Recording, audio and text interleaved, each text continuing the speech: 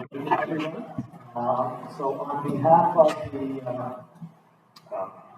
County Council's Climate Change Advisory Committee, I'm happy to welcome you to our climate action meeting tonight.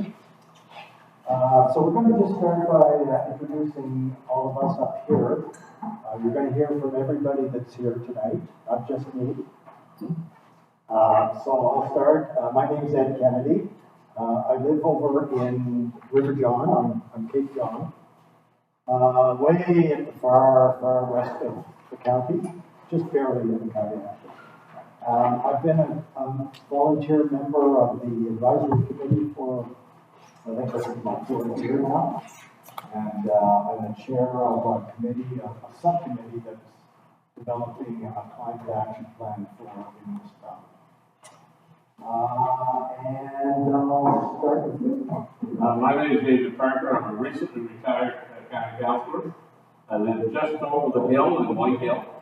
And because I hope that I get the Eastern Valley news, keeps me up to date on what's happening with my neighborhood. I am a recent community volunteer at this committee that I was on before.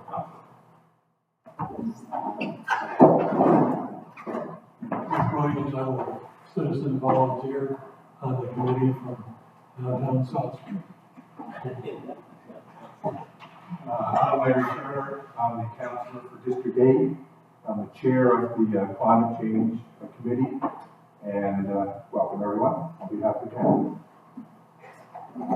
My name is Tony Parker. I'm a councillor for District 7. Steve Davis.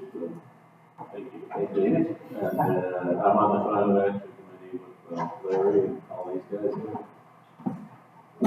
My name is Ian McKay, and I'm a citizen member of the Climate Change Advisory Committee and the Action Subcommittee. And I live in the suburbs of the big city of River John, in a little place called Melville. So just between River John and Seafoam, you can't miss it. Going both ways. I'm going to get 2 other people to introduce themselves.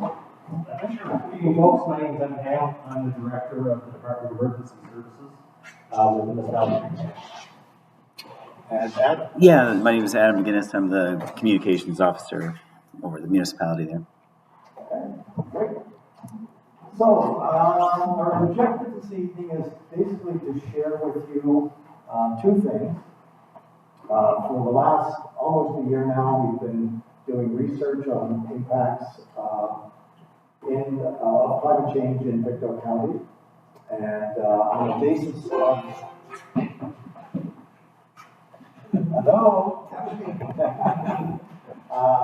and on the basis of the research that we've done, we've identified a few areas of action that we think will help the county and its citizens to adapt to what's changing in the weather.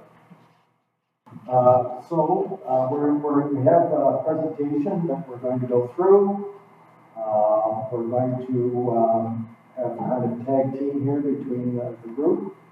And we're going to start with the impacts. So as you see, there are 10 kind of key impacts that are at this point starting to impact the county. And then we'll switch over to the action plan, the ideas that we have for adapting to what climate change is doing. So we'd ask if you could just keep any questions or comments till the end. Then we're going to open it up for a wide open discussion. You'll see on your table a form which identifies all of the action areas. So if you would be so kind, it would be helpful if you could fill in that form at the end of the evening once you hear what we have to say.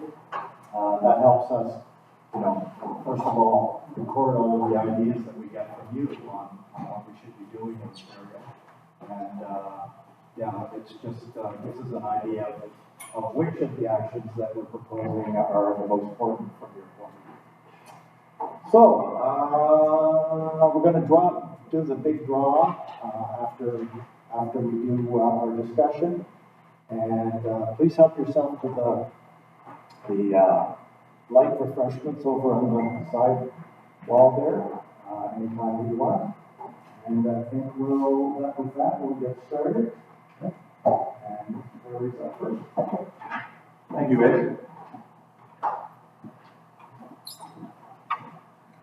So, in terms of council, over the last number of years has had some discussions on climate change, and it was agreed at council that it's an important topic, it should be discussed. So in 2019, the municipality county formed a climate change advisory committee. And that advisory committee has been working pretty diligently. And I'd like to thank, in particular, 3 people. This gentleman here, Ian, Rick, and Ed. They've done all the heavy lifting. So in terms of the data that has to be put together, the presentations that have to be put together, they were a bit of a subcommittee that did a lot of this work. So first of all, I'll thank them. So in February, the council declared a climate change emergency and committed to reducing its carbon footprint to net zero. So as we go through this presentation, you'll see at the end of the presentation some of the mitigating and adaptive features we're going to try to implement. And then in July 2013, we decided to put together an action plan. We had an action plan previous to this, and we worked in conjunction with the town in Glasgow. It was pretty broad, and there was a lot of detail in it, and it kind of got a little bit overwhelming. So we kind of pared it down a bit to get some things actionable, materials that we can work on, and that's what we're working on now. So we decided to reach out to, I think we have 7 or 8 communities we're going to go to get citizen engagement. We feel that citizen engagement is as important as anybody sitting around the council table or anybody on these committees. So citizen engagement is very, very important in this whole process.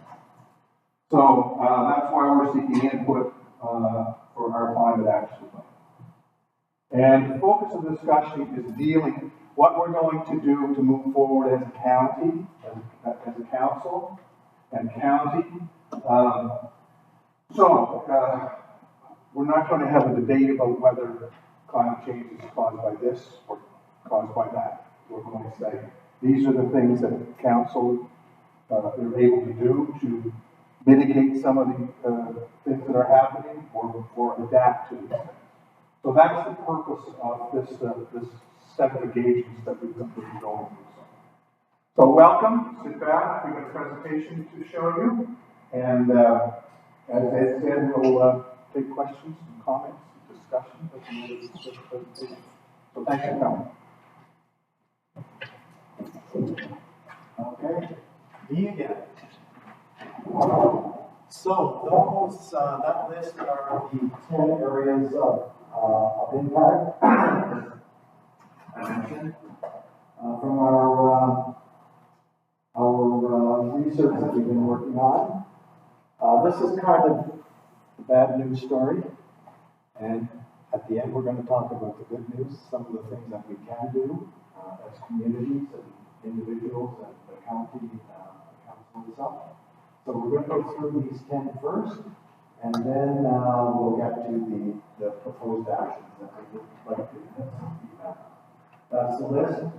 We're halfway through this process. 4 more to go after tonight. Next slide. So, impacts of climate change. So the first one, probably, we're pretty far inland here, so I don't know if any of you live on the coast or have properties on the coast, but if you do, I'm sure you've noticed that erosion is becoming a greater and greater problem.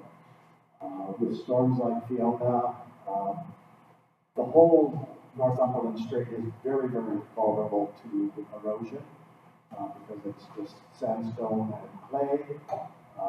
And so these storms, not only hurricanes, but the really high wind storms that we're getting in the wintertime, We had a storm out on Cape John, I guess 2 weeks ago now, with winds up to 90 kilometers an hour. And there was a big storm surge that did more of this kind of damage along the Cape. So, that's an example of what the owner did. Was probably potentially just the boundary of the county, in fact, as cottages. But the data that we have found establishes that on average, along the Northumberland coast in the county, erosion there has been about a 40-year. But what is happening now is that some of the storms, the storms in the fall and in the winter, are taking huge gouges of, so we're not talking about a foot, we're talking about storms that are taking 5 feet, 10 feet of high banks. And the other issue that we have with the changes in the climate is that we're getting a lot less ice in the strait, all along the coast, in fact, of the province, but particularly on the Northumberland Strait, there's not much ice there. And that ice helps to protect the banks when the storms start to whip up the waves. In 2022, the province commissioned this report, whether, what's it called? Whether something? Whether we what's ahead. Whether and what's ahead, yeah. An excellent report, and it has a lot of data about each county in the province and assesses what are the highest risks from climate change in each of the province, each of the counties. And for this county, for Pictou County, the 2 highest risks that were identified were this one, coastal erosion and flooding, and wildfires. And particularly wildfires now because of the impact that last hurricane had on Pictou County. Okay, I think that's it for me. Wildfires. Thank you, Ed. I'm not talking here about structure fires or small fires that we have many with fire departments, well equipped, well trained, well staffed, and just get out there and put down a small fire. So if anybody watched the news in the last 10 days and seen what's happening in Los Angeles, we've had similar circumstances. I see Mr. Cameron here. We've worked together in the aftermath of the Trafalgar fire. I don't know, I'd say how many years ago that was, but it's a long time. And just a year and a half ago, 20 months ago, we had the fire in town and the one down in Sheldon County. My point is that it can happen here. We have substantially coniferous forests, evergreen, and if you've ever seen them catch fire, they're just like a torch. Myself and about half the people in my former district, their homes are built in or close to the woods. Okay, so we're very, very vulnerable. Okay, and when this happens, maybe I should say yet, it'll happen at the end of May, 1st of June. It'll happen, we can have a perfectly normal winter, even much in spring. We only need about 3 or 4 weeks of really dry weather, and everything's tender dry. And right now, between this year, 2025 and 2026, probably be at the maximum risk from what's been down by Hurricane Fiona. It's getting pretty dry now, and if something gets started, so it's the fire gets under control. And when that happens, you might get an hour or 2 hours or 3 hours notice that it's going to come roaring through your home, your property. So what do you do? Well, there's nothing you can do other than run. You have the valuables you have. My first recommendation would be to have a plan. Know what you're going to take and where you're going to take it. Okay? I have those things that are really valuable can't be replaced. In one spot, you can grab them, put your vehicle and be gone. And then you also need to have a plan of where you're going to go to. Okay? I don't mean stay for that night. I mean, to get out of the way of the fire and to meet up with loved ones. And also to put in the fire. Okay? The fire will probably come from the south, traveling north. This is the south winds that are very strong and would be occurring on a day when the dry. So you need to plan for that. Just like you need to have a plan to escape your house if your house caught fire, you need to have a plan to escape your community if your community catches fire. It can't be stopped. Okay? It'd be nice to say, well, we put more money into our fire departments, well, that will stop it. No. No, these become an item that cannot be stopped by humans. Nature has to stop them ultimately. And they did a lot of damage that we're seeing in LA before they get to stop. So, the second, we're very vulnerable for fire. Particularly, the time to really pay attention is late May. If we've had a drought in May, it only takes one day. So it's warm and windy, and the fire gets away. It can do enormous damage in just 24 hours. The other item I want to talk about is severe winds. Again, we're somewhat familiar with these. When was it? The end of September, 2022. And the more I look more at evidence, I think some of it was secondary damage. Trees that got pushed over by other windy events after Fiona. Fiona, was the root cause of most of this. Again, there's not a lot we can do. When you hear a forecast, it's going to be a hurricane coming here in 3 or 4 days, certainly you can back down taxes to say, but we have to do things away. One of the things you should watch out for is large, overhanging trees near your home or yard. Yes, they're nice. That's big shade tree. They're not so nice when they land on your car or land on your roof of your house. Some of them probably should be removed. Trees are like humans. They have a natural lifespan. And after some time, they get old and decadent, it's time to remove them before they cause damage. As far as repairing the forests, I know there's a couple people here out of the forest industry. There's not a lot we can do. Personally, on the lands I've been lucky enough to acquire, I'm going to go to a shorter rotation. I'm not going to wait until they're 75 years old, because they all mow down. Okay? I'm going to go on a 35 or 40-year rotation and collect my income then before Fiona or something like Fiona gets it. The other thing we can do is try to diversify the actual forest base, move away from plantations, move away from just conifers. If you look where the wind did the most damage, it was in the particularly plantations. I drove by the former SPCA building on the Branch Road today, and I thought I should start taking a couple pictures. That planted red pine, planted I think around 67 when Scott Beaver came here, is a classic example of what not to do. Watch out for those big trees, and they don't have to just be in your land. If my neighbor here has a big tree and it's a few feet across the line, it can still hit my house or my car or whatever might be parked. So you need to have those discussions. Okay? Hi. So, I'm going to talk a little bit about sea level rise in Oregon, which is second here. It's probably not going to affect you directly up here.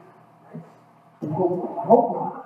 If we have a problem with sea level rise in Hopewell, then we've got bigger issues than Dave's forest fires and things. But there's a couple of things that are happening, and it does affect a lot of things in water cycles and whatever, and it can have an effect here too, I'll tell you how. Anyway, sea levels are rising because glaciers and ice sheets are melting, and seawater expands and water cycles. So when we think of ice in Canada, we think of our Arctic. Right? Now that ice melting in the Arctic is not going to have a really large effect on sea level rise, because that is already floating in the water. So if you think about it, put ice in a glass of ice in your drink, And when the ice melts, the drink doesn't enlarge a lot. Now, we got a big ice cube tray right next to us in Greenland, which is huge. The amount of ice in Greenland is humongous, and Antarctica is even bigger.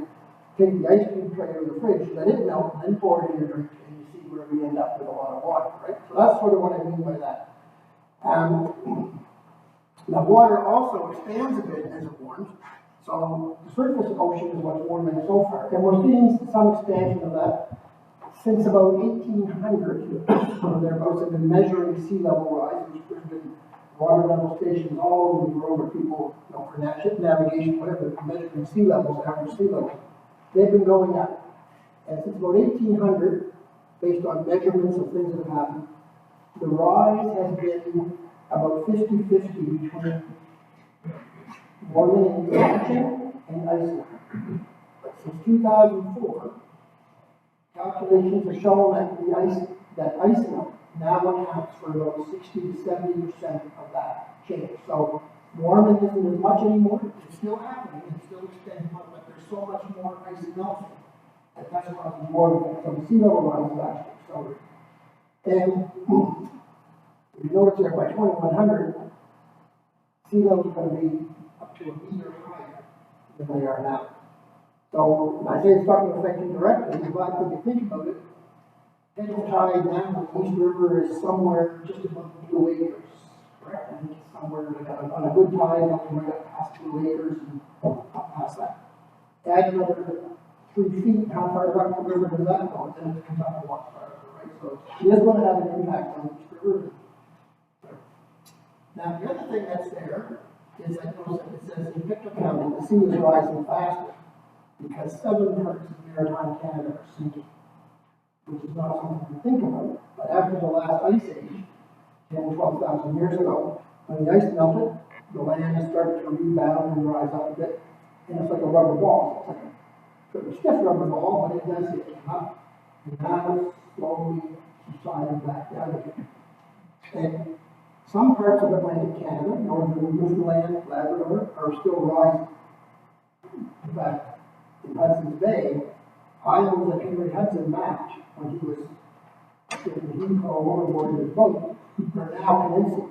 They're not islands anymore. They're now not that they are. Now, the other part of this is that we have warmer ocean temperatures affecting the region. Now, we have a longer swimming season. That's one of them. Swimming earlier, a little bit later in the fall.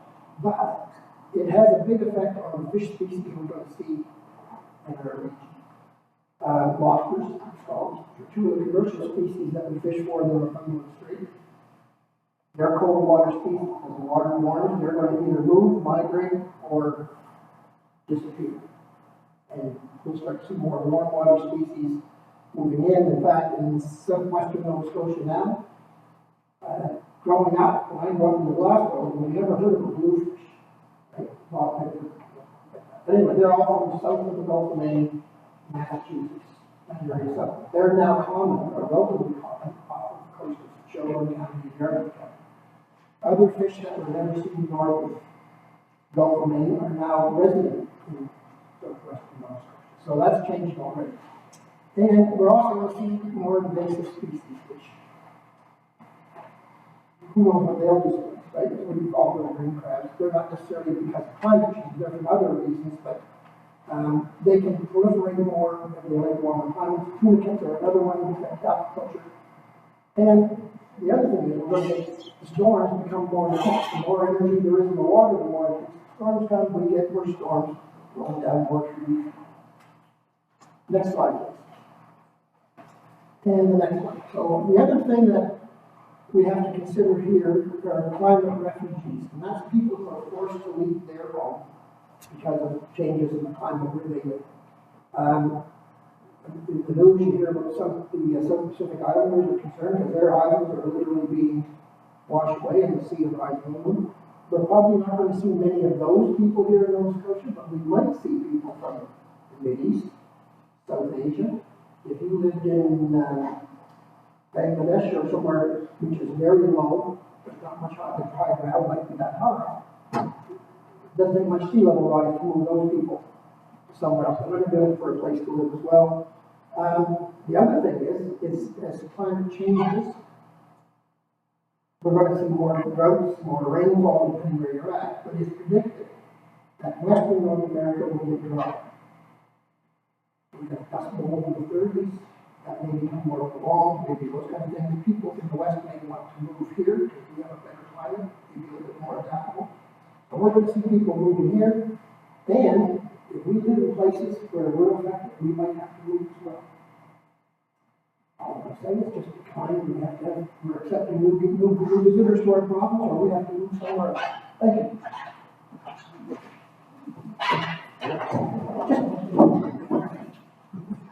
On the impact 6, which is where climate change meets property insurance industry. And it's quiz time. Who decides where it's safe to work and live? Pick one or more. One, nobody's lost it. It's a free country, right? I wish you'd tell me what. 2, the government of Nova Scotia. 3, actually the government has passed that hot potato down to our county councils. 4, Mother Nature. Or 5, the Canadian property insurance industry. Next slide, please. The answer is likely it's going to be Mother Nature in the insurance industry will determine where it's safe to live and work. As climate change determines which part of the county may flood and burn, insurance costs are going to impact property values and locations. Owners of properties on floodplains or eroding coastlines or near woodlands, particularly coniferous woodlands, they face higher insurance rates or lose coverage altogether. That has happened in parts of California and Florida and Tornado Alley in the States. And you can be sure that there's going to be a lot of people in LA who are going to lose insurance after this most recent fire. A couple of not very fun facts. The insurance losses in Nova Scotia for 2022 and 2023 were close to $1 billion, 865 million. Of course, 2022 is the losses caused by Fiona, and in 2023 it's kind of a triple header: Tamalon, Shelburne fires, and then the Bedford floods. Another not so fun fact is that about 10% of all Canadian homes are at some risk of flooding. Next slide, please. So, should the county take action? And if so, how? Well, logically, one action would be just to prevent development in risky areas. Maybe logical, but might not be politically logical. Another would be a hands-off approach and let the insurance industry be the agency deciding where affordable housing and businesses can go or remain. The problem with the second approach is you have a person that goes ahead, buys a piece of land, and puts a business up on it or a house up on it, only to find, some years down the pipe that he or she can no longer afford the insurance, or the worst case scenario, the insurance has been pulled altogether. And this raises a couple of sort of major issues related to climate change and insurance.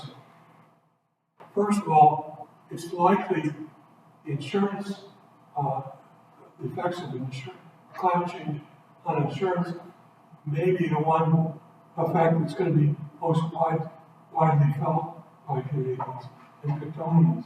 I mean, not everybody who lives in a floodplain gets flooded, or not everybody who lives next to an evergreen forest gets burned out, and not everybody who has a house along the coast has to, fall into the Northumberland Strait.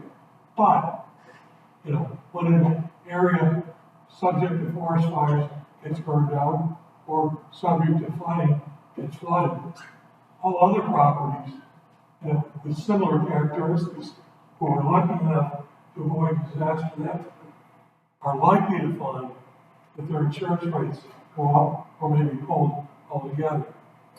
Another effect of the insurance is on the municipalities. Municipalities finance their operations from the taxpayers. If your insurance rates go up or you're forced to abandon your housing because of high insurance rates or no insurance whatsoever, the value of that property is going to go down. That affects the ability of your towns and counties to carry out their operations. Third issue is that home value is a very important feature of our whole financial system here in Canada and elsewhere on the planet. There's a lot of borrowed or invested money that are basically backed by the real estate value of your house. And if there's a sudden drop in the value of housing overall, that's going to have some effects on markets and not good ones either. Finally, the point I want to make about insurance is property insurance wants your business. Their business model is take in as much money as you can and hope that the insurance claims are a lot less than the money you take in. And there's armies of mathematicians who spend their time basically calculating the odds of how likely it is, in a particular area is going to experience a climatic effect. So, if your property insurance rates go way up, or your insurance is pulled all together, it's a little bit like, well, what might happen if you're going for travel insurance and you get denied because you've got a pre-existing medical condition. In this case, it's because you have a pre-existing climatic condition. Next slide, please. If I told people at the end of the summer of 2023 that Pictou County was subject to droughts, they tell me, subject to droughts, subject to droughts, they tell me to get my head examined. That was the wettest summer on record for northern Nova Scotia. Over 500 millimeters of rain. I had a little rain in my backyard, and it was right around there, about 520 millimeters for the summer. But even though we're not out in the prairies, we can experience real dry weather here. In 1975, water had to be pumped from a nearby watershed into the Middle River, so the town of Westville had water for its operations. In 1997, a lack of rain harmed the farming community, and particularly hard hit were the livestock fellas, and a number of them had to sell down their herds, or in some cases, sell them all together, because the price of imported feed was so high. And that particular drought had effects as far west as about the farming area east of Toronto. And I know this for a fact because I had to sell my herd, and I had to go to the big farmers markets in the Kitchener-Waterloo area for there to be any demand for my cattle. Any place east of there, nobody wanted cattle, they were selling theirs as well. So it was a bad drought. As the climate warms, we're going to risk more wildfires and heat waves. That's going to affect agriculture. But it also suggests more droughts that will affect well water users in the county. And the warden at one of these meetings estimated that roughly probably 80% of people in the county depend on well water. So that's an issue. The next slide, please. Picture tells 1,000 words. And these U-shaped parts of the grass here, you see in 1975 and 1997. These are grass of the river gauge on the Middle River at Rockland. And without going into great detail, there was no water basically in the Middle River. during those years. I mean, it's just a trickle. This brings up one other little point. We're really in an area of wild climate swings as well. And another not so fun fact was, even though the summer of 2023 was the wettest we've had on record in northern Nova Scotia, the spring of 2023 was one of the driest on records for Nova Scotia. That's what gave rise to the Tantalon and Shelburne County fires. Thank you.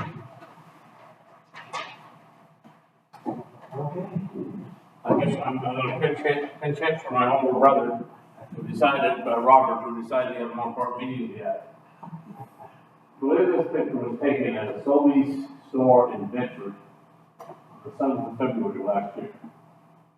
If you recall, on the 3rd, 4th, 5th, 6th of February, we had snow and snow and snow and snow. And people panicked. And with the ability of the grocer, we didn't supply for 2 days.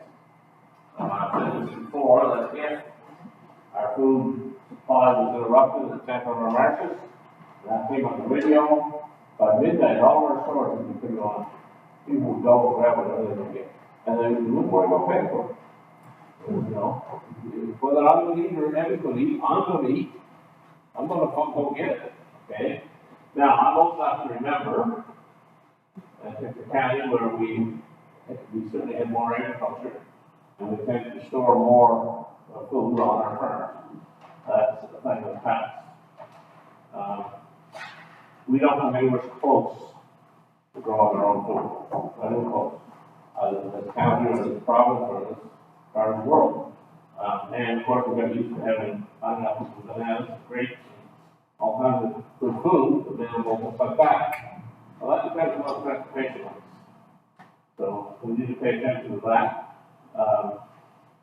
Unpredictable weather can and will impact food supply and therefore food prices. Particularly for fresh produce and that kind of stuff. We depend on the southern and western states and Mexico, as far as the largest supply of our fresh produce is found here. And that has to be transported here. So it's breaking the link with a couple of hurry. To reduce risks, we could and should probably be growing more. We also could, I think of a couple of my neighbors who are now gone. They had an old-fashioned root cellar. And they grew quite a their own food, they would keep it right into May, June, and July. And it was related to his thinking, one of his problems, and kept many months' supply of food on hand. We do some of that, okay? We support the Canadian lentil industry, that's growing the beans and the peas. They keep very, very well. And they're very nutritious. We could have a supply of that and dry cereals and that in our home, so that we don't have to rush into some of these. Because the time they think they're way down, it's going to be empty. Not much sense in rushing into it. And then they're not going to resupply. That's what I'm talking about, breaking transportation. But the other impact will be, I'm sure you all imagine this, higher food prices. Because there's a shortage of supply because of weather-related impacts. Okay?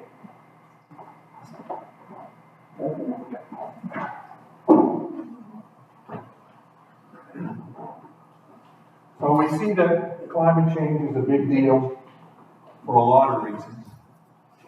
One of the biggest impacts it has on society, people, is on the health. And I'm sure everybody is aware of the rise in the amount of ticks in Nova Scotia. When I grew up, ticks were not an issue whatsoever. And now they've become a really big issue. So Nova Scotia's climate is ideal for ticks. And the more ticks per person than any other parts of Canada. So as you see this map, you're not going to be able to read it because the numbers are very small. but you'll see that in Pictou County, the instances of tick events are around the Pictou area. There's been 170. I'm not sure what year this is.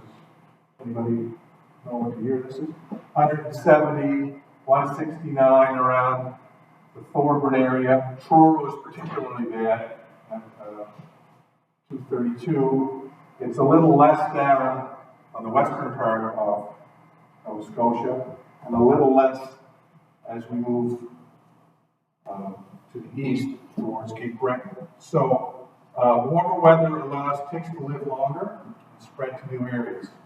So I'm sure that everybody's had a run-in with a tick over the last number of years. Next slide, please. So on human health, we have, is there another slide there? Okay. Climate change makes natural hazards like storms, floods, and heat waves worse, leading to injuries and health problems like heart and lung diseases. So this is deaths by heat. I'm talking worldwide as well. Is that there's a considerable amount of people have really bad health events because of heat and because of cold as well. And people are having lung diseases are on the rise because as there's more CO2 introduced into the atmosphere, there's more plant growth. And when there's more plant growth, there's more pollen in the air. And when there's more pollen in the air, there's a lot of people with COPD, asthma, they have more difficult time. So it affects health in that way as well. Water quality and quantity are affected by changes in precipitation. Just locally, we can talk about algae blooms. Algae blooms are happening in the lakes around Nova Scotia simply because of the rise in temperature. So it affects the health of pets. I mean, there's lots of pets that have been killed because they've drank contaminated water. Air pollution also worsens due to climate change with wildfires, and more pollen contribute to poor air quality. So we've talked about wildfires here earlier, and it's particularly bad for vulnerable groups like elderly people, infants, people with compromised immune systems. So it really affects people's health as well. And the last thing I'd like to talk about in terms of health is people's mental health. People have anxiety over climate events now. I know that in my neighborhood, there's been people that have severe anxiety thinking about the next storm, right? And particularly along the coast, we talked about coastal erosion, talked about wildfires. This all has an effect on the way people think about some of the preparations you have to make, and it causes anxiety. So anyway, it does have a considerable impact on people's health. So I'd like you to consider all these things. And then that's that. Thank you. My turn again. So now to the good news. Maybe. For you to decide whether it's so we're now moving to the actions part of the presentation. So in terms of climate action, it's typically in two categories, mitigation and adaptation. And mitigation is about trying to reduce the amount of greenhouse gases, slow down climate change.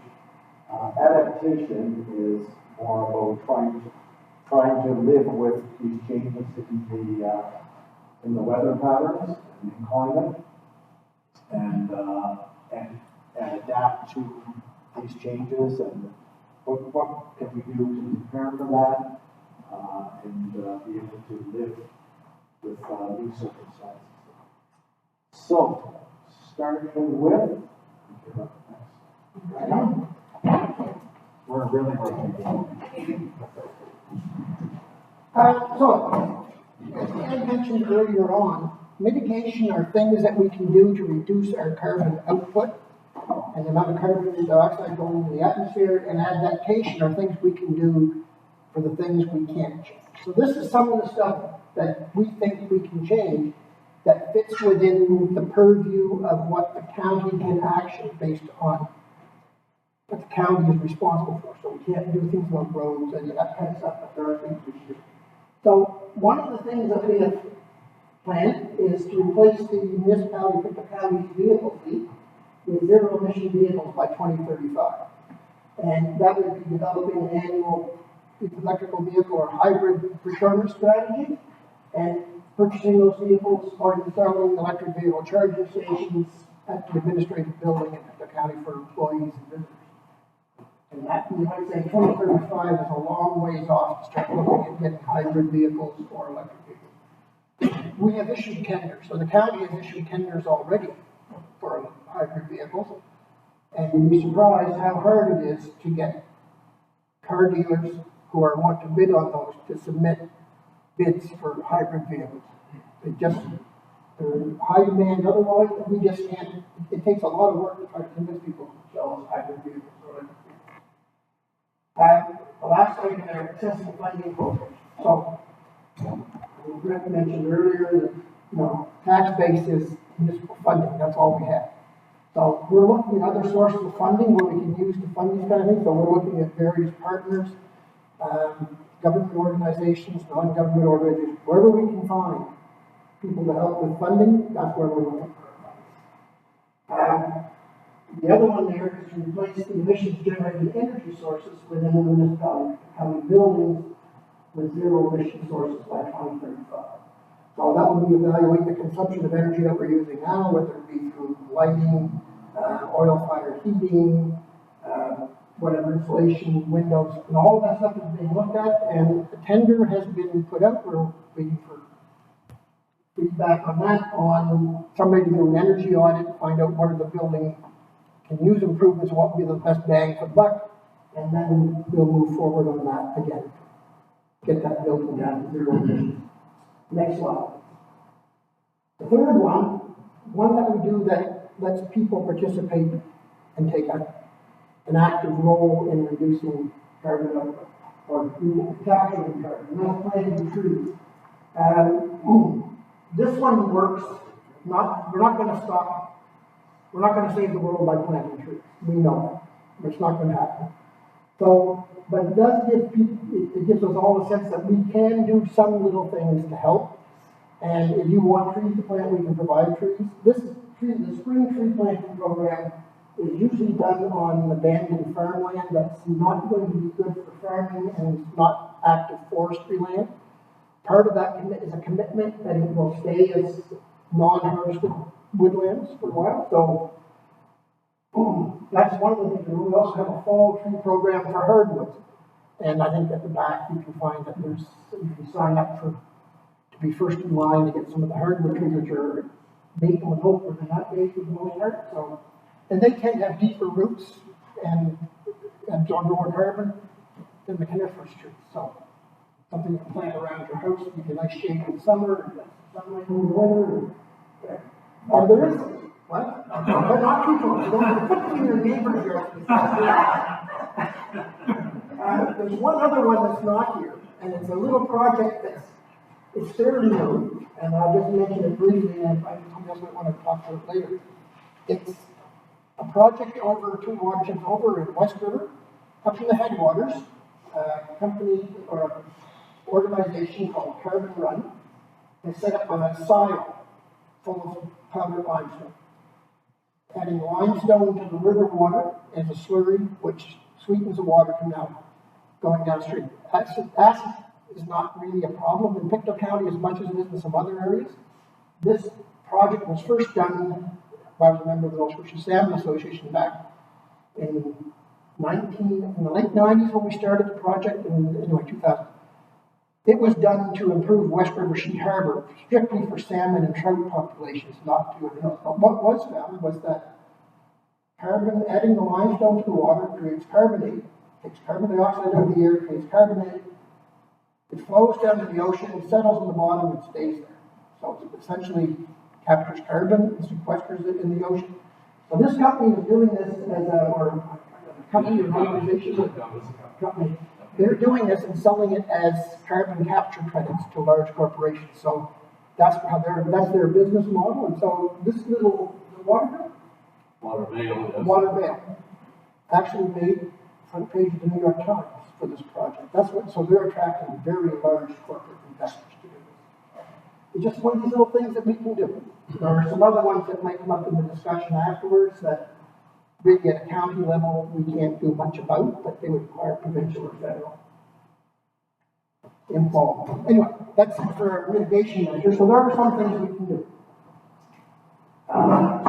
Just to add what Ian said about the last one, so what we're hoping to do with the tree planting program, the last 3 years, we've been planting about 500 deciduous tree seedlings on, as abandoned farmlands.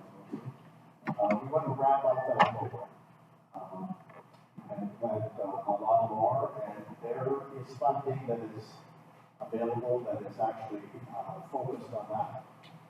We'll pay for trees, we'll pay for planters of trees, we'll pay for assessment of the land, of the soil in the properties, see which species are best. So that's what the goal is here, is to wrap up that program that we've been doing for the last few years. So, this is the adaptation action for the number one risk in the province, that's erosion and flooding. And there are two areas that we're proposing to do work on. One is to gather a lot of data that we need along the coast, in particular because the coast is very, very vulnerable for erosion and flooding. But in the case of erosion, the technology is to look at what the erosions have been using aerial photography from 40 years back. And on the basis of the changes in that erosion from year to year, develop a projection of what the erosion is going to be in the future. And then provide that kind of data in an online user-friendly tool, an emergency coastal flooding tool, which exists as a research project right now, but the idea is to make that a tool that the county, the MOPC, can have on their computer and on the website, and allow anybody that might be at risk for flooding or a major erosion event to go onto that tool, assess where the water might come, if it's a hurricane like Fiona, and gauge what risk they might have of real damage if a big storm is coming. And the federal government, they provide the information on wind, where it's going to come from, how strong it's going to be, and also storm surge, how high the waves are going to be, and all that data would be available to really a simple process to assess, okay, the water's going to come in this way, it's going to hit my house or not. So that's the idea for that. Wildfire, similar kind of idea.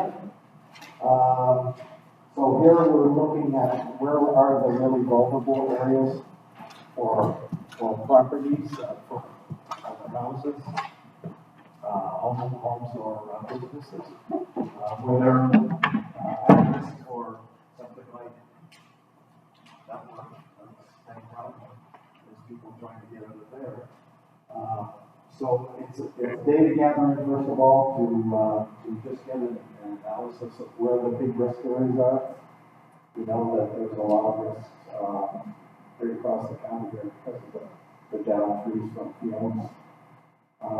And then doing the same kind of ideas with the coastal erosion and flooding, develop a similar kind of tool that a homeowner could assess. There's a flood coming. Is it coming in my direction? How quickly? And again, decide if they're going to be at risk for some major damage or damage of, people on. That's that one. Emergency measures, so we've met, Evan now, he's the director of that area for the county. And some of the ideas that we have here are underway already. First of all, the notification process, and I think that there are little flyers on the table. Yeah. So have a look at that. Maybe you could you say a few words about that program?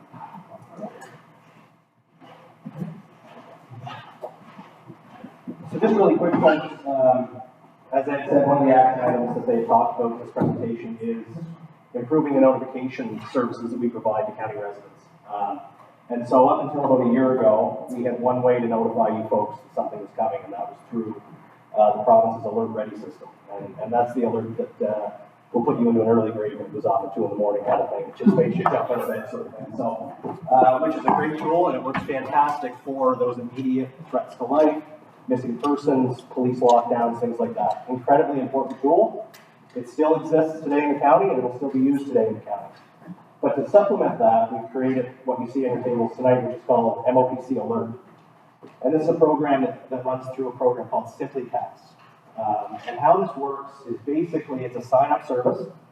So it's not like the public alerting system where if I hit send from my computer, everybody gets it whether they want it or not. This is, you only get these alerts if you sign up for them.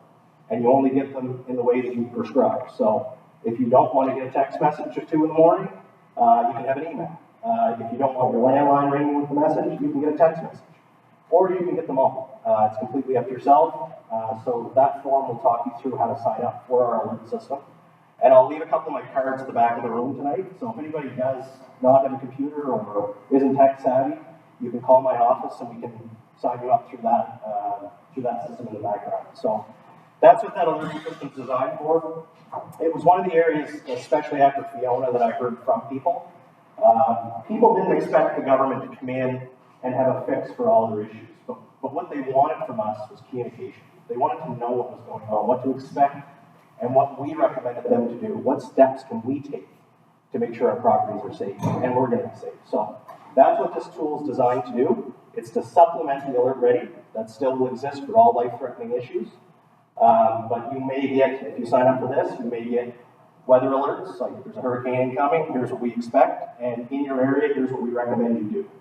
Following an event, we can use this tool to tell you where our comfort centers are, the hours that they're open, and it can be a tool that's sent daily at that point, right? So over Fiona, we saw a lot of that where people had no idea where to go. You know, they knew comfort centers existed, they just really didn't know where, or how to get there, or what the process was. So this alert will give residents that early notification so that they're aware of what steps they need to take. Does anybody have any questions specifically to the alert system that I just discussed?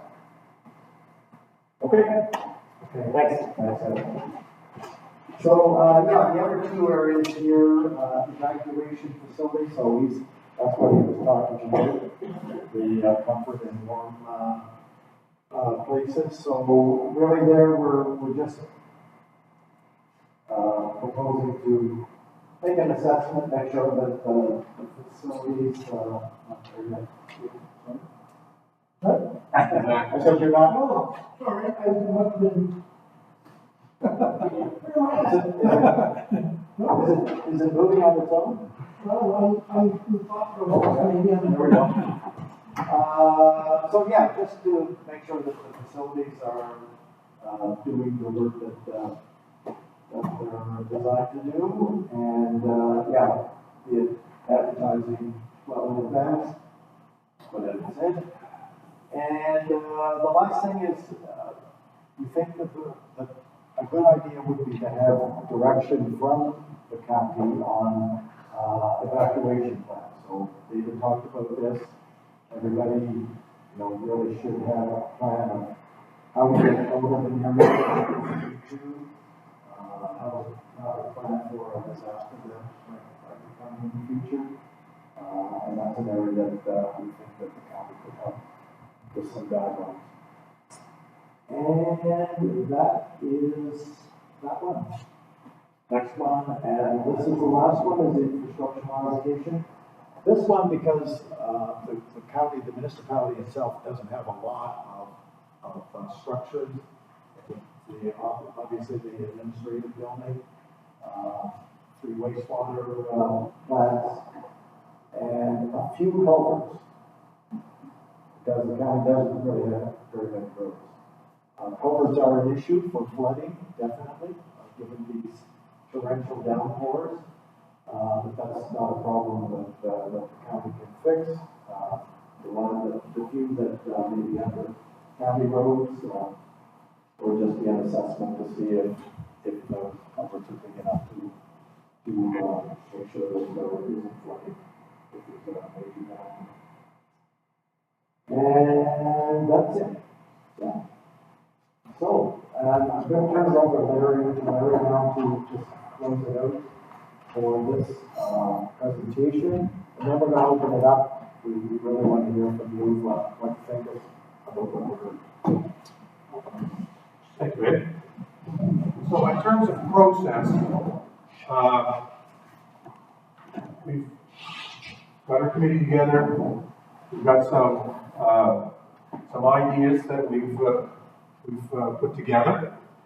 We're going out to the community, getting community engagement. But as a council, we are committed to taking some climate action. I'm sure that we shouldn't have any problem getting a lot of these things through council. So in terms of process, we'll bring these ideas, we'll bring it to our committee, we'll go through that process, and then the committee will bring it to the council. And the council will debate each one of these things and say whether or not it's a good idea to move forward on this, or maybe we'll modify this a little bit. So in terms of process, that's the way that it's going to work. And it should happen fairly quickly. We should have a final presentation to bring to council by late spring, I would suspect. Somewhere in there, it'll get debated at council level, and then we'll start to implement these things. So, in terms of the county, we are committed to climate action and sustainability, and we believe that working together, the community can improve the health of the environment and adapt to climate risk in Pictou County. So, that's our presentation for tonight. Thank you very much for coming. So, as we move into the next part of this session tonight, we'll take some questions and discussion. And so, you want me to moderate that? Or do you want to moderate it? I'll moderate it. Okay. Questions? Anybody have any questions about anything in particular? We had a lot of questions at some of the other places. Some good discussion. Yeah. So the county is proposing new planning regulations. Yes. So is your committee or committees, are you satisfied that some of the risks that you identified here that can be addressed through planning are addressed in that proposal? That's still in the formative stage in terms of land use. You're talking about land use bylaw? Okay. That's still in the formative stage.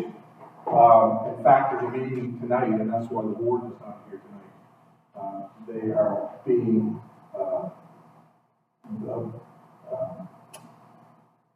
what's the name of the company? Do you remember the name of the company? Upland is making a presentation to our planning advisory committee. So they've gone out and they've had public meetings like this and gathered in information. So they will make some recommendations to council for what should be happening in terms of land use bylaw. And we should be able to dovetail a lot of these things that we've come up with in our climate change into those bylaws. So that's, in terms of process, that's the way it should be. So you didn't answer my question. So that's been a public document, the proposal, the draft has been a public document for some time. The land use bylaw. Yeah, so as your committee studied that and said, okay, yes, those proposed regulations will address this X risk that you identified, or it will not. And where would that come from, if it's not you folks? Would anybody else like to address that? Yeah. Go ahead. I would say that there's a logical link between what was in that bylaw with the risks that we've identified. And the big risks are the flooding. I would say that's the biggest one. And the very difficult issue of erosion along the Northumberland Street. So the bylaw may or may not, as I understand it, have set that restrictions. That would be a logical thing to deal with the danger of people, buildings falling over the bank or being flooded. That, we're not at that point yet, but that's the limit. That's the, And it does outline like floodplains and that type of thing, so it does address those in the too. I think what made me think about this, I decided to find it, of course, we're all familiar with the areas we live in, whether it's Cape John, or East River, and I noticed areas that it said, within their zone, it said, based on a 20-year flood. And then there's another zone based on a 100-year flood. And then I think in the presentation, one of the presenters said, oh, these floods are determined on a federal study from the 1980s. No, that's right. It's less than less. Those 100-year floods are probably now 20-year floods. Yeah, so I saw the areas that are like, like, there's gotta be more of a. So you should so what you should do is get in touch with your council. So these can be amended. These zones, there's zones, and they all have specific areas, which the coastline has its own different strategies, I guess, of its own. And get in touch with your council and say, I have a concern with this particular zone, and I don't agree that it's classified as this. I think it should be classified as this. So that's the process. And it will be, it's a living document, and it'll be changed over time through council. Council will bring it forward on a regular basis and say, is this working? If it is, fine. If it's not, how do we change it? So we will be able to take that document and change things in terms of that. And if I'm not mistaken, I think Environment Canada, I agree, the data is old that they've got. I think they're in the process of updating that, so as that becomes available, then that can be incorporated as well. But that, I never did it. Unfortunately, the new mapping is still 20-year, 100-year. But it might We're be still different using, we're still demarcations. doing that kind of mapping. Right, but it might be a different demarcation, right? Different. Yeah. It's complicated. Go ahead. But to me, it seems logical that you folks who've been studying this, Yes. studying the risk, yes, somewhere you could put direct input Yes. into that plan. This is our climate change committee. We think that plan that you're proposing covers all our concerns, or it doesn't. Yes. And will that be so? Yes, it will, because that Warden is on this committee, I'm on this committee, and we're both part of the planning advisory committee, which will ultimately advise council. So we'll take what we've discovered here, right, and bring it to the process and say, listen, we think that this is not adequate, or we think that it is adequate. And that's our job as councilors to do. So the Warden is involved in this, I'm involved with this, Donnie's involved in this committee as well. So that will come to council. And it is a living document, so it's not going to be perfect right off the bat, right? But it will come for review on a regular basis. Yeah, we see that we view the action plan, the action plan as a living document. Because we're starting on a pretty minimal. We decided to start with just a few things, just see if we can make that work, and then build on that over time. Instead of trying to do like 20 different things at the same time, which is just not enough money, first of all. And as happened with the original just was overwhelming for the council. So those two documents, I think, are going to be going live. Yes, one of the proposals that we have is developing this coastal flooding tool and interior flooding tool. Nowadays, they have these drones with LiDAR on them, Ed, that can provide much more detailed and much more accurate mapping. If, we can get this mapping program, the flood risk mapping program underway, I have no doubt that information will find its way into, the literature of county council, and therefore provide a much better idea of where the risk areas truly lie.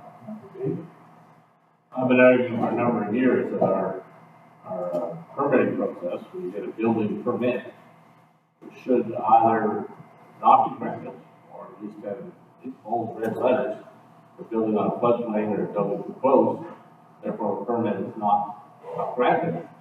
But we don't seem to have the testable fortitude to tell people you're making a mistake, even though you own the land, you can't build it. There's a sincere feeling in Eureka County that landowners have inalienable rights, and we can't tell them not to build it, but we should be able to tell them. Because when they get flooded, where's the first place they turn when they're handed? Oh, the government. Somehow it's your fault that it rained heavily, and you now need to make us whole. So we do need to, the data is available, the technology, which is mentioned, is available. Let's start by saying, you will not get a permit to build it. There's an old land, you grow cucumbers there, that's your choice. You cannot build a house there, or cottage, or some other permanent structure. But we don't seem to have, I'm fortunate enough to own some mineral land along the Little River, and I grew up farming on mineral land in the West River. We didn't build on that at all. We knew that it floods every year virtually. Why would you waste your time and your money putting a structure up that doesn't seem to wash away? And we don't seem to have the testable fortitude to say that. Anybody else? Times are changing. The need to. I was thinking when you were mentioning food, and how we don't produce enough. Now, we live on 100 acres, 45 of them is still over. My neighbor used to take the hay, he called it hay, tell the cows that. But he now doesn't need it anymore, and I had him mowed it just to keep the weeds down. I considered putting a tree, but again, in a program to get a lot of trees, you're going to end up with a monoculture, which I don't want. And I think that's good. Should we be thinking of encouraging people with land that I can't afford to put to this stage in my life to try to start farming? But we can encourage that. I don't know, do something that's able to use that and that land to be growing something instead of knapweed, perhaps. It's very good at knapweed. We had quite a chat about that in Caribou, was it? Yeah, in Caribou, last week. There were a couple of young men that it sounded like they wanted to get into farming. And so we had a big discussion about just the challenges of farming these days. The cost of the equipment, the cost of seedling and fertilizer and so on. And I guess we concluded that there's got to be some financial support if we want young farmers to grow food for us. But just the market, the costs, it's not a good incentive to get into that business right now. So. Time will tell, but where's the money going to come from, basically? I often wonder about people that live in town who don't have access to a garden plot. If there's some from there, made available to. Lots of community, gardens are springing up in small towns now. We tried to make one spring up this one here, a few years ago. Is there Now, not enough nobody companies? wanted to. Yeah. Part of the problem with getting all farmland back into production is basically fertility. And the biggest issue for fertility, at least job one, is getting the soil sweeter. Our soils here are all around and get more and more acidic as years go on. And we did run across a couple of ideas that related to carbon capture, but that would also be beneficial for farm and or forest land. One of them was that rock dust, which is made finely ground up silicate type rocks. A good example, which is the salt, which all of North Mountain practically in the valley is made up of. Apparently, when you grind up the basalt to the very fine particles and put it on the land, it's got two beneficial effects similar to this carbon run project. One, it makes the soil sweeter and therefore, will produce better. But also, it sequesters or pulls out quite a bit of carbon from the air and stores it pretty well permanently in the soil. This was an idea we thought about, but we thought it would be much better approach on a provincial level, with maybe the Federation of Agriculture or the Nova Scotia Department of Agriculture pushing this kind of an idea. If you've got a good producing field, it's also storing carbon, you probably got a better chance of some livestock farmer, wanting to come in there and cut it for hay. Another idea we ran across was what's called terra preta, which is an old farming technique that was practiced in the Amazon River Valley about 500 to 800 years ago. Again, like us here, real high rainfall area in the Amazon River Valley, and they mixed charcoal, which they made themselves, with pottery and household waste, manure into the soil, and created a very fertile and enduring soil. The carbon itself in the charcoal wasn't fertile per se, but it helped hang on to all the nutrients that they put in the soil and kept it from getting washed away by the Amazonian rains. And we thought, my God, with all the thousands of acres of down trees now, what an opportunity for making charcoal. If you could say, repurpose the stuff, keep it boilers, make it charcoal. Anybody else? Your committee is identifying the risk of wildfire and floods and coastal erosion. Is there a right in place to try to prevent that? If you all was not here all alone, all night, it's all laying there, it's just a fire wouldn't happen. As one of the people said tonight, when it happens, there is the if. There's no if, it's going to happen. And all we're going to get cleaned up. Is there any money out there, the municipality has to spend money or provincial money to help the landowners to clean this stuff up? That was brought up, on Tuesday night down there in Mish.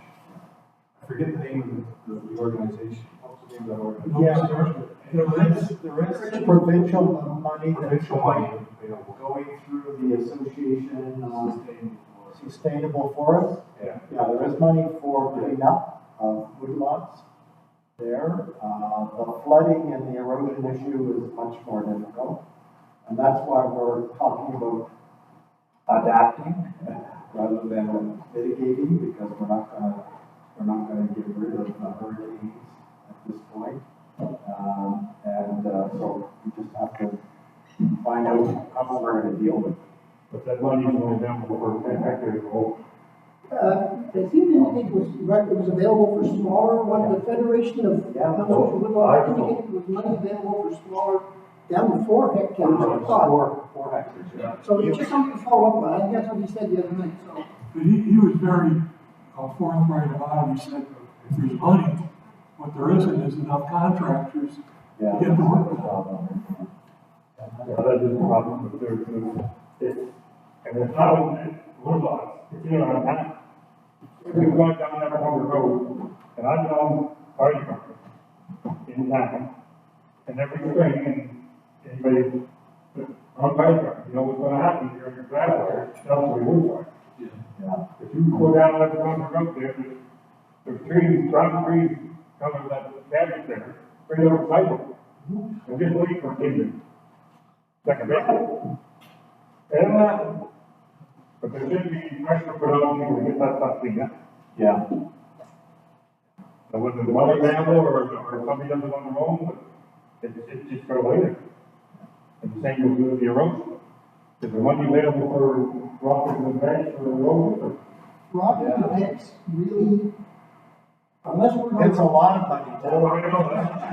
I live on the coast. And where are what are you gonna rock? Are you gonna rock from Colchester County line to Antigonish County line? Well, Because if you only do one, and I was, where I live in Melville, we have a bluff, some neighbors of mine live up on the bluff. They had rocked and done good engineering, they had French drains across the top to prevent water from flowing down and undermining it. We lost about 10 meters of bank and beach in field, so the shoreline is now back 10 meters from where it was. Basically, all of those rock walls washed out from behind and they just collapsed the street down. And then the stones washed out, the lumber's washed out. So, you can do it, but I think you're just fighting a losing battle. You're not gonna win that one, right? Mother Nature is gonna win every time. Unless we rock everything, and I don't know how you would do that. Well, but the individual landowner But could do his own if the money is available, not they can afford. sure, if he doesn't, we have neighbors moved in, they did theirs, it's a lower bank. And already, where they get, it's coming around behind. So you're not gonna get it, they're gonna lose just as much as they would have if they had. Right? There's other ideas about living banks and all kinds, there's a lot of ideas out there. But I'm not sure anybody has a solution on how to prevent, other than don't build near the edge. Right? there is money available for these so-called natural barriers. But, yeah, well, his example was a good one, a very high bank, and it just doesn't work. I mean, you could plant trees or bushes on those steep slopes, but the next storm surge that comes in is gonna take it all out. And, you see the damage that it does on the rocks.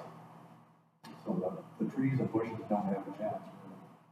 So if it's very slow, I think that solution actually works. Or a combination of the natural plus the rocks, if it's a fairly gradual slope. The higher the slope, the more difficult it is. And we got a lot of high slopes along the North Street. I think it's worth noting that here on the Northumberland Strait, we have different geology, very susceptible to erosion. We're trying to figure ways to stop it. On the south shore, where we have eroded away every speck of soil, we put on the lighthouse and call it a tourist attraction. And their geology is very different. Those rocks down there are they don't erode easily. But it's different approaches. But it's like a raging forest fire. You cannot stop it. You have to let nature take its course, so to speak, and deal with the cleanup, the costs, and all that. With continued coastal erosion, and it will continue. We try to mitigate it somewhat, but we can't stop it. But we can stop people building on floodplains. Yeah. And we can stockpile some food. And we can plant some trees. And we can put limestone into our streams that has all kinds of positive impacts on the stream as well as have the full carbon over here. So, you know, it's easy to pull up what little hair I have left and say, nothing to do. But there are things to do. But they're not suddenly going to reverse the entire climate change. But we can at least feel a little better that we have made some efforts. Was that legislation passed going more back from the shoreline? Trying to do that. Coastal Protection Act. That was abandoned by the province that here you had all. And no one understands that. The only county of it, they're in touch with Bloomberg. yes. And they're the ones I talked about when they got the hard rock. And no soil left over on the shore. So there's been, our warden has been in touch with the communities along the Northumberland shore, Cumberland, Victor County, Antigonish, Colchester, and he's trying to get us some type of a coordinated effort, because our shorelines are relatively similar, but he hasn't had any response back from any of those jurisdictions. So there's been an effort to try to do something, and we also, the county also belongs to a organization called the NSFM, it's the Nova Scotia Federation of Municipalities, and we've lobbied them to do something as well. So that's ongoing, and we seem to come up with a lot on that right now, but we'll keep pushing for some type of uniform regulation along the shore, along the shore. So that's being investigated. Anybody else? And we have electric vehicles. Yep. Wondering how much money the county plan is spending on electric vehicles? It's so that, as I mentioned in that mitigation matrix, I talked about, it'll be to replace the existing fleet. So the low container, so I don't think there's a dollar that I've said on it, is we're replacing the fleet by 2035 with electric vehicles. How many vehicles are in the fleet? I can't answer that, but it's not a great number. 10? I think. I think it's a good idea to swap out one fossil fuel for another, seeing as Nova Scotia, 60% of our power comes from coal. Well, I think the money could be better spent on. that could be debated, I'm sure. Nobody's been spent yet. We haven't even tabled a plan. And again, this plan is still waiting for input from you people, that's what this is about, right? But we can debate that, whether that's one source or not, which is more efficient. That's like, don't replace your debate, it has been debated before, but we're not going to debate that tonight. Just wait out the things that we don't have. But I hear what you're saying, so make the comment of that, is it worth doing, and we'll take that back. Yeah, put that on your sheet, we'll take it back. No, we take that out of the sheet. Yeah, because I think that money could be better spent encouraging people to become more self-sufficient, start their own gardens. I'm about 80% self-sufficient right now, and I produce my own chickens, and I go out hunting to produce deer meat, and then I have 2 gardens that supply the majority of my foods. I have freezers, and I do a lot of preserving, stuff like that. So I understand that a lot of people don't have that time, and so it might be an idea for the municipality to encourage more roadside stands, like farm stands, stuff like that. Like down there at Mesh, there's quite a few of them down there. We've got the Glasgow Farmers Market. I think something in the rural areas would probably be beneficial. Sure, absolutely. Hey, that's a good idea for your farm, yeah. There's currently, to the best of my knowledge, I'm going to say 4.5 proposals to put up wind farms in this county. Most of them are down east. The half one is west, almost to the Colchester County line. 3.5 of those are to produce power to go into our grid. Therefore, reduce the percent of coal. There's 2 or 3 very, very large ones, including one off our here, starting out back to Springville, running all the way into Blue Mountain. And that one's controversial because it's not designed to pump into our grid. It's designed to send electrons to Port Hawkesbury, where we use hydrogen, let's put water molecules with hydrogen, and then I think turn into ammonia and be shipped to Europe. And there's people advocating against that because we should be first. But these companies want to spend somewhere between 20 and 30 billion dollars building these windmills. If the hydrogen market collapses, and there are some that argue it will, well, then all of a sudden we've got coal overnight. We would have enough mills, large mills, and there's no doubt there's a same effect to it. They're not as pretty to say. I just don't think we should look at $20 to $30 billion gift horse in the mouth. If they don't, and they don't go, and they don't have a market for their energy, there's somebody coming hand in hand with the province saying, can we sell you some energy? And we can close Trenton and Port Colony and Lincoln overnight almost. It's not ideal. Wind energy is not steady. Okay? Between all of them, there is a more of an average effect. Okay? And we still have some other sources of energy that we can turn on almost instantly if the wind suddenly dies. I think wind energy is going to be, should be, a significant portion of getting us off coal. And we do that in the next 5 to 10 years, what would we? We know that burning coal is harmful to the environment. And you're right, why should we switch to electric cars if we're just burning more coal, charge the car out?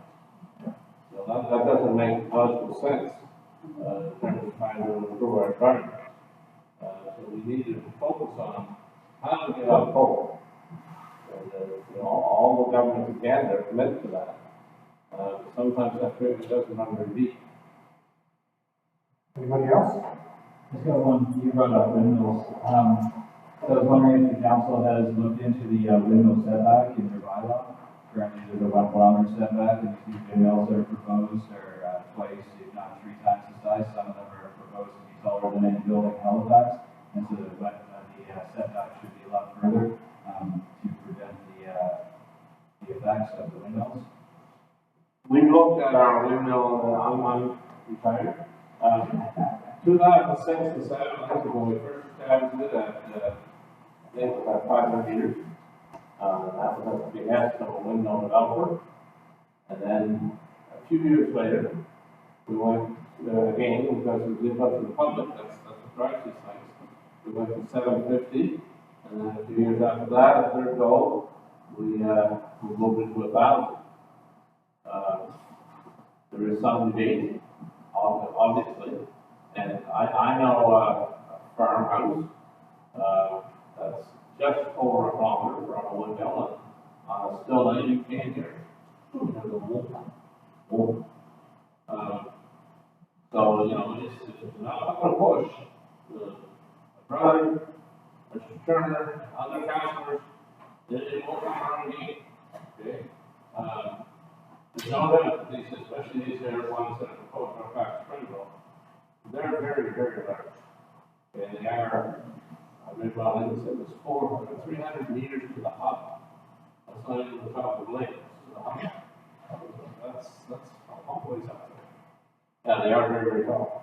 And will they make more noise? I don't know. Not an engineer. Will they ever see them farther away? Absolutely. The first one that's going to be developed, and it's long since the permit, is called Eureka Mountain, and it will be very visible from the new highway that goes over from Beverly River over to Eureka. It's right on the county line, and it will be very visible from the highways you travel from Glasgow to Nigeria. But I don't think it's the biggest one. That's the one that's probably the long. There's that one, and there's 2 more south of Lagan called Beverly Sugar Maple and Yellow Bird. And then there's the one starts with Springville. I'm not sure if it has a name, but it's just bare data energy. It's a proponent. Not that one. Central Webster's corner line. Yeah. It starts at Webster's corner and runs all the way to Blue Mountain and Blue River. So in terms of setbacks, that particular issue is not coming to chance. It doesn't come. That is part of our land use bylaw. It's not a land use bylaw, I didn't see it in the land use bylaw, I thought that there were separate bylaws for the windmills.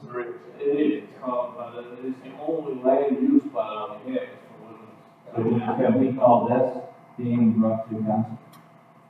Because there's a number of councils. There's a process that we have to go through in order to do that. Can you just be proactive? But I know it's that. Anybody That's can something come to that council. council does. Yeah. Anybody can come to council. And listen, but in terms of to present, in order to change, you have to get on the agenda, and that's, right? There's a method to it, but I mean, you can get on, if you get yourself on the agenda, then you can make a presentation. The way that it's done, you've done is from public record. Yeah. I was a politician, we like to get reelected. That's I a, say, I like this gentleman's idea here with farming there, old Dan farms, they're just going to waste, we get them all over the county. And we could grow all kinds of crops, and people aren't used to doing it, but I think it's great. Profitability is the key. That's why they're there, it's about profit. Anybody else? Well, Ed, you want to talk about the prizes and, Oh,